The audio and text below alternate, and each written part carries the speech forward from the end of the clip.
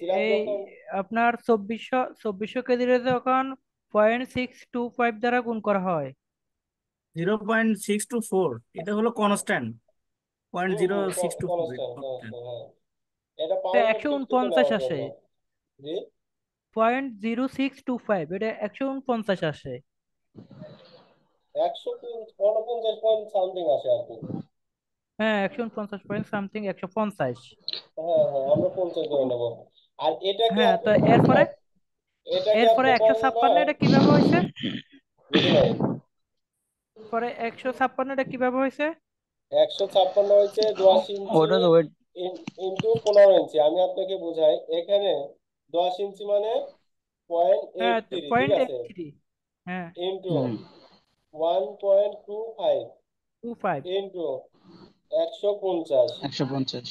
এটাকে আমরা হ্যাঁ, 155 গুণ পয়েন্ট করলে একশো সামথিং, ঠিক ছাপ্পান্ন আছে। আসে। সাব এটা আমাদের হ্যাঁ হ্যাঁ। 1 ফিটের জন্য আমাদের লোড আছে 156 পয়েন্ট জি। 24 পাউন্ড পার ফিট কিউব। এখন হুম আমাদের হুম বিম মানে বিম আছে কত ফিট। এখানে আমরা বিম টোটাল নিচে আমরা 28.5, এটার অর্ধেক হুম নিচ্ছি, এটার অর্ধেক, মানে টোটাল আমরা পাইছি কত। এই যে বিমের টোটাল পাইছি আমরা 28.5 ফিট। এই টোটাল হুম বিমটাকে যোগ করলে, যেহেতু এই হুম কলামের লোডটা দিচ্ছে এই আঠাশ পয়েন্ট হুম ফাইভ ফিট এরিয়া মিলে, সেজন্য হুম আমরা 28.5 ফিটের লোডটা বের করব। আর যদি অন্য হুম অন্য বিমে আমরা এটা যদি এই করতাম, তাহলে এটার হতো 13 ফিট আছে, 6.5 আর 8, তাহলে 13 আট, 8 6 14 ফিট 5 ইঞ্চি হতো জাস্ট। এই কলাম যদি আমরা লোড নির্ণয় করতাম, যেহেতু আমরা এই কলামের লোড বের করব, সেজন্য এই কলামে জাস্ট আমরা এই কলামের বিম গুলো যোগ করে নিছি, অর্ধেক করে যোগ করে নিছি। তাহলে 28.5 ফিট বিম ওয়েট এটাকে আমরা গুণ করে নিছি 156.24 ইন্টু 28.5।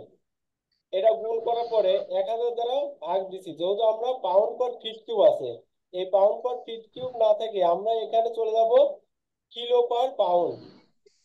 কিলো পার পাউন্ডে যাওয়ার জন্য আমরা 1000 দ্বারা কনস্ট্যান্ট এটাকে আমরা ভাগ দিয়ে দিতে হবে। এই ভাগ দেওয়ার পরে আমরা টোটাল মান পাইছি 4.4 কিউব। সাপোজ এটা আমরা 4.5 কিউব ধরে নিতে পারি, কিংবা 4.5 কিউব ধরবো, একটু বেশি ধরে নিলাম, কিংবা আমরা 4.4ও ধরতে পারি। আর সেভ ওয়েট অফ কলাম, এখন কলামের একটা নিজস্ব লোড আছে। আমি এখানে আগেই বলছি, ডেড লোডের মধ্যে যে কয়টা আমাদের আছে সেই কয়টা আমাদের এখানে ধরতে হবে। এখানে আমাদের আবার বিম বের করছি, এখন কলাম বের করব।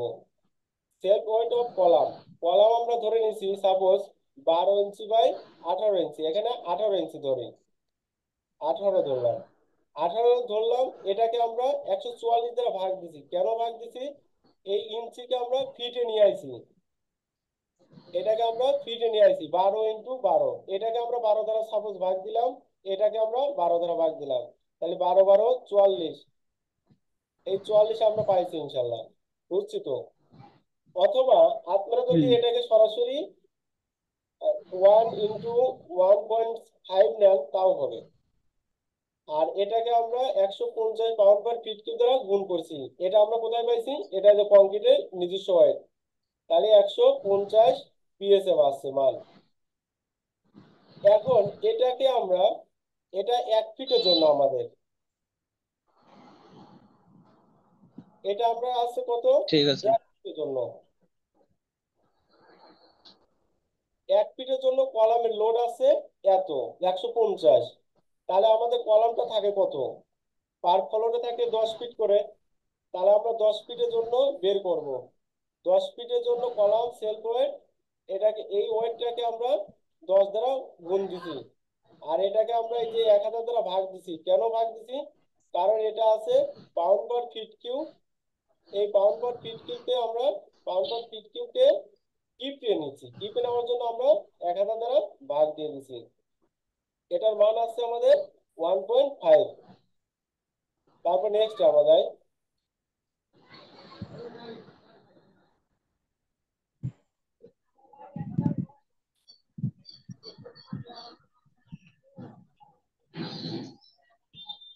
নেক্সট হচ্ছে সেল পয়েন্ট অফ সিলাব। সিলাব আমাদের ধরছি 5 ইঞ্চি।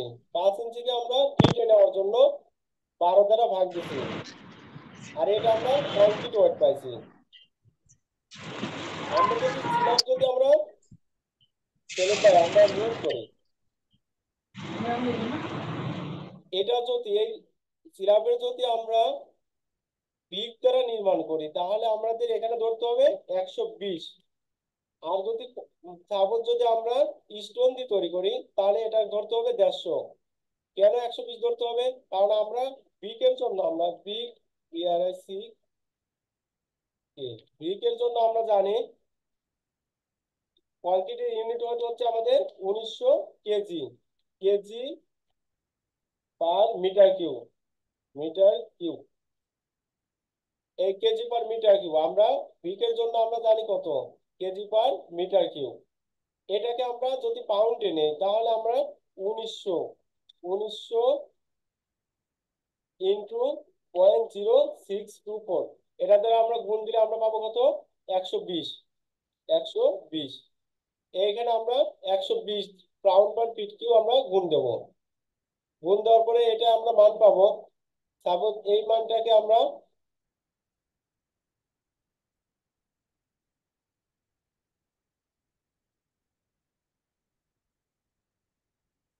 এই মানটাকে আমরা কি করব, গুণ করব, উপরে গুলো গুণ করব। 5 ইঞ্চিকে 12 দ্বারা ভাগ দিলে আমরা 0.42 হবে, সমান সমান